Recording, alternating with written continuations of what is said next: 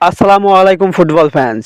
আমাদের চ্যানেলের আরও একটি নতুন ভিডিওতে আপনাদের সবাইকে স্বাগতম। গত 28শে মার্চ নিজেদের সর্বশেষ প্রীতি ম্যাচটিতে মৌরিতানিয়ার বিপক্ষে মাঠে নেমেছিল বর্তমান বিশ্ব চ্যাম্পিয়ন আর্জেন্টিনা।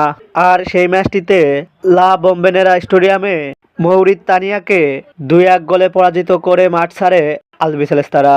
মৌরিতানিয়ার সঙ্গে ম্যাচটির পর এবার আরও একটি প্রীতি ম্যাচ খেলতে মাঠে নামছে কোচ লিওনেল স্কালোনির শিষ্যরা।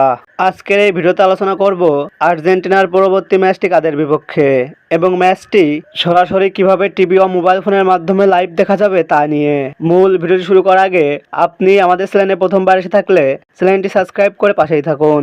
2026 বিশ্বকাপের প্রস্তুতি হিসাবে মার্চ মাসের ফিফা উইন্ডোর নিজেদের দ্বিতীয় প্রীতি ম্যাচটিতে এবার জাম্বিয়ার বিপক্ষে মাঠে নামবে আর্জেন্টিনা বনাম জাম্বিয়ার মধ্যকার এই প্রীতি ম্যাচটি খেলা হবে আর্জেন্টিনার মাঠ লা বোম্বোনা এরেনা স্টেডিয়ামে এবং এই ম্যাচটি অনুষ্ঠিত হবে বাংলাদেশ সময় অনুযায়ী আগামীকাল 1 এপ্রিল বুধবার সকাল 5:15 ফিফা র্যাঙ্কিংয়ে আর্জেন্টিনা জাম্বিয়ার থেকে 89 ধাপ এগিয়ে থাকলেও আর্জেন্টিনা বনাম জাম্বিয়ার মধ্যকার এই প্রীতি ম্যাচটি দেখার জন্য অধীর আগ্রহ নিয়ে বসে আছে বাংলাদেশি আর্জেন্টাইন ভক্তরা। তবে সেসব ভক্তদের জন্য নেই খুব একটা স্বস্তির খবর, কেননা আর্জেন্টিনা বনাম জাম্বিয়ার মধ্যকার এই প্রীতি ম্যাচটি সরাসরি সম্প্রচার করবে না এশিয়া মহাদেশের কোনো টিভি চ্যানেল। তাই ভক্তদের আর্জেন্টিনা বনাম জাম্বিয়ার মধ্যকার এই ম্যাচটি খুব সহজে হাতে থাকা মোবাইল ফোনের মাধ্যমে দেখতে হলে চোখ রাখতে হবে স্পোর্টসফাই, ইয়াসিন টিভি